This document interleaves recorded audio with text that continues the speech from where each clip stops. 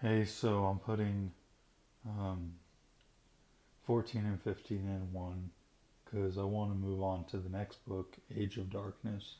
I've read a little on the first chapter. It seems like an Ultramarines book, and it's the next one in the Horus Heresy series. Um,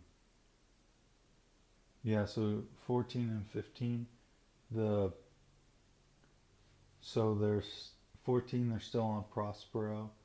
They've gone into one of the pyramids that Prospero is famous for, and Hausa opens a door, and down it is a long hallway where he has a dream about meeting Horus Lupercal, um, Amon from the Thousand Sons, and Mercer, Rahid or Razid Mercer.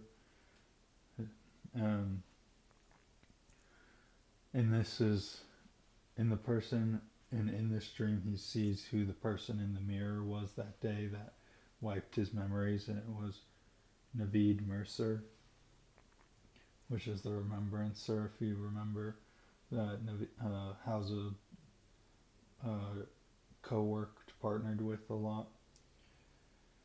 And so, in truth, this is all this is a demon. We don't get the demon's name, I don't think, but and then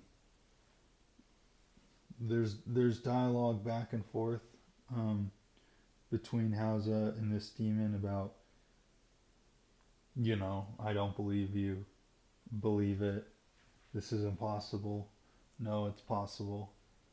Um, and well, that was just interesting for, like, I may have been misleading in chapter 12 about Amon, um, and his confrontation with Hausa and Bear and the Custodes about with the name magic and all that. But no, that was really the demon, and Amon was next to Magnus during the council, which just as breaking out of the summary, just being the reader about, yeah, I forgot, but or I wasn't thinking about it, but yeah, Amon's POV was down there in the Thousand Sons novel. Anyway, so back to the summary. They they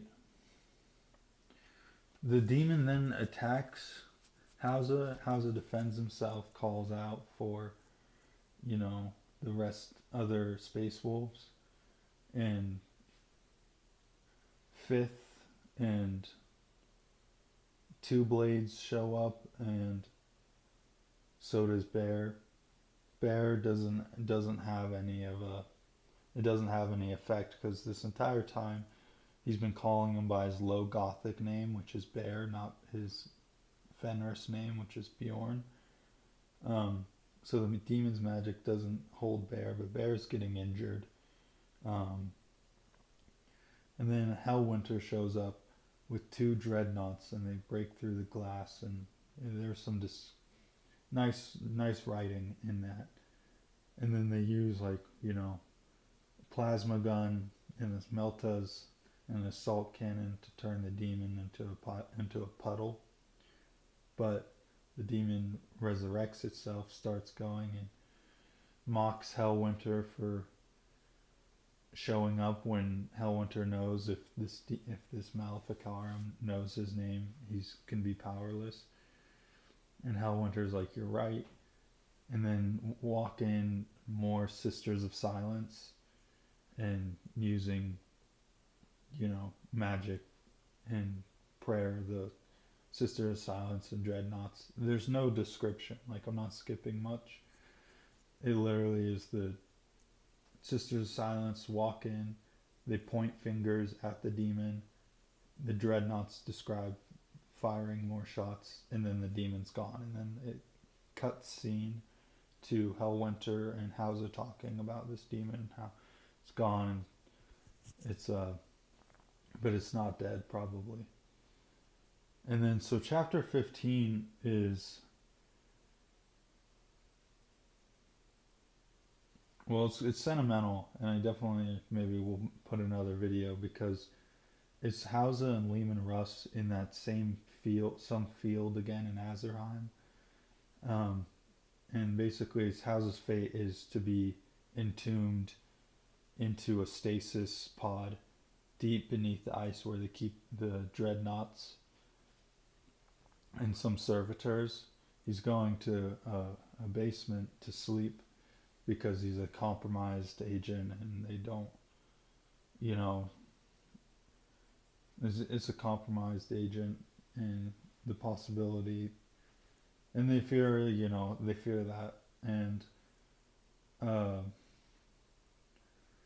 but it's just sentimental because Lehman's like, well, you still have all those accounts in your head, and that's, valuable for future generations to learn and to be a part of those stories. And House's saying how he's not afraid of wolves anymore, and that there are no wolves on Fenris, and he runs off into the nearby woods where they see lots of eyes, wolf eyes, the spiritual, supernatural thing that is a Fenrisian wolf.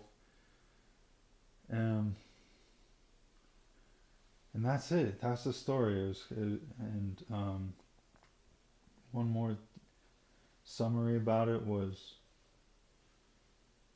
the demon's hope that the Space Wolves and Thousand Suns would be both decimated, not just one, but because and it was a part of the grander plan of eliminating Horus's enemies, the corrupted Horus's enemies. Anyway, so right, so that was it. That was it.